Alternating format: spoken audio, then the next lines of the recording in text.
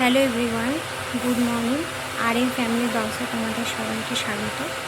তো আমার নাম মেঘা। তো আজকে চলো সকাল সকাল তোমাদের সকলকে সঙ্গে নিয়ে একটা ব্লগ স্টার্ট করি। আজকে হচ্ছে সোমবার, আর এখন ঘড়িতে ওই 9:30 মতো বাজে।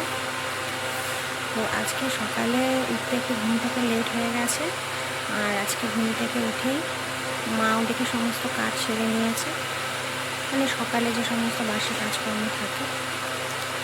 আর আমি এদিকে উঠে স্নান সেরে নিয়েছি। আমি চেষ্টা করি প্রত্যেক সোমবার করে নিরামিষ খাওয়া। তো আগে তো ভোলে বাবার মাথায় জল ঢালতে পারতাম, কিন্তু এখন তো আর পারি না। মাই স্নান সেরে পুজো দেয়। সকালে কিছুটা রান্না হয়ে গেছে, আর যেহেতু বাবা খেয়ে কাজে যায়, আর বাকি কিছুটা হবে। তো মা একটু পরে বসাবে। আর কিছু জামা কাপড় আছে, মা ওগুলো এখন কাচাকুচি করবে, স্নান করবে। আর কালকে তো মার একাদশী ছিল, তো তেমন তো কিছু খাইনি, ফল খেয়েছে শুধু।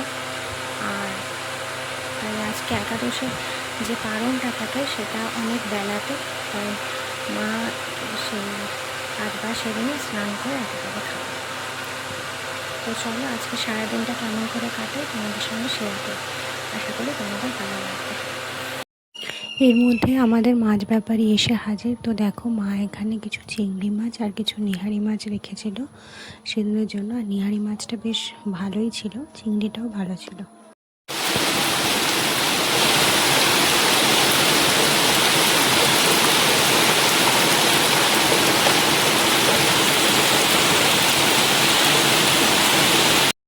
এরপর দুপুরে খাওয়া দাওয়া করে আমি ঘুমিয়ে পড়েছিলাম।